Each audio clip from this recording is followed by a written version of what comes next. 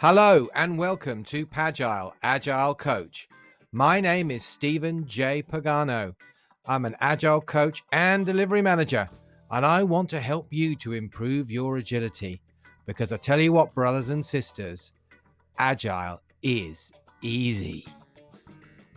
In the last shows, we've talked about Moscow, how you can express your contingency as features. We've talked about Agile requirements and how you can break them down using epics, features, and user stories. And these are all great practical things that you can do to do Agile. But how do you be Agile? What is the state of being Agile? It's the difference between doing Agile and being Agile. And to be Agile, you need to manifest your agility. And that brings us to the topic of today's show, and that is Manifest Your Agility, the Agile Manifesto. Before we get into it, let's have a little history lesson. In 2001 in Utah, a bunch of individuals got together to discuss new ways they were developing to produce software. Now, I'm sure they disagreed on a whole bunch of stuff, but they also agreed on a whole bunch of stuff. And this is what they came out with, the Agile Manifesto. And it looks like this. We are uncovering better ways of developing software by doing it and helping others to do it. Through this work, we have come to value individuals and interactions over processes and tools, working software over comprehensive documentation, customer collaboration over contract negotiation, responding to change over following a plan. That is, while there is value in the items on the right, we value the items on the left more. Look, I know in a previous show, I promised it wouldn't be too wordy, not too death by PowerPoint, but really, guys, what choice have I got here? Look, let's just break this down. Individuals and interactions over processes and tools. Here's Agile Steve. Steve writes some code.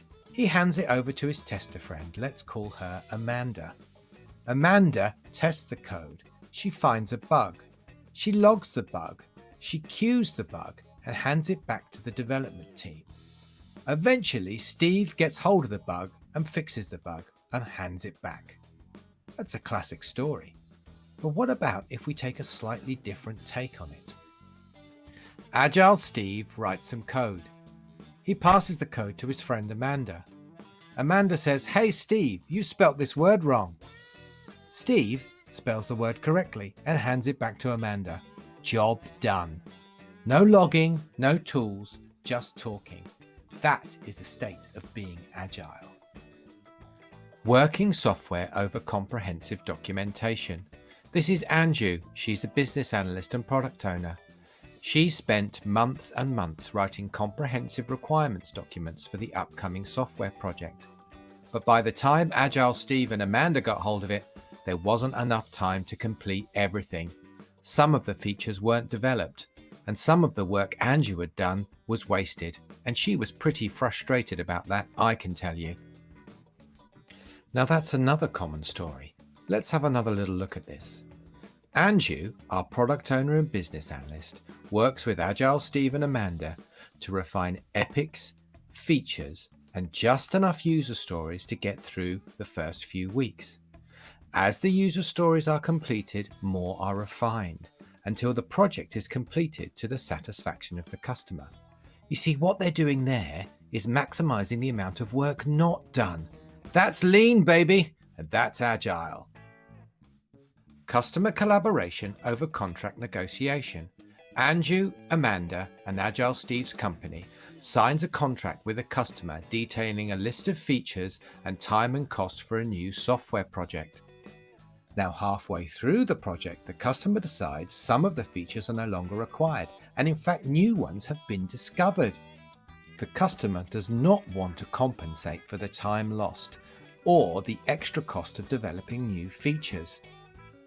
Everybody's frustrated and we're stuck. Sound familiar? Let's look at this again.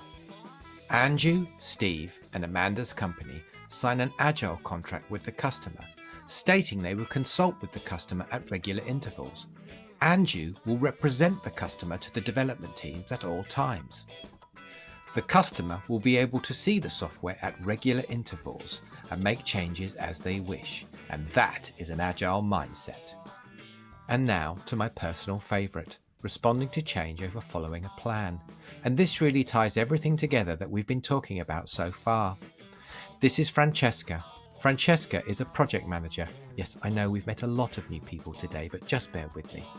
She has written a fantastically detailed plan showing how we're going to deliver our software project. But things have changed. Dependencies have emerged. The customer has changed their mind, and Francesca is struggling to cope. But there is another way. By not planning too far ahead, perhaps in quarterly cycles, your plan will be able to respond to change in a measured way. In fact, the only thing that is certain about any plan is change. Expect change, embrace change. This is the Agile way. Underneath the Agile Manifesto, there are 12 guiding principles. I'm not going to go through them all now. It's far too much. I really do think you should just Google it. Go on, Google it. The Agile Manifesto is the place that I go to whenever I'm in an Agile pickle. And you know what? You can sign it yourself. These principles will help you to start thinking Agile. And by thinking Agile, you will start to be Agile. Look, that's the end of the show. Thank you so much for listening. Please click like and subscribe. So from me and all the gang, it's goodbye. Goodbye.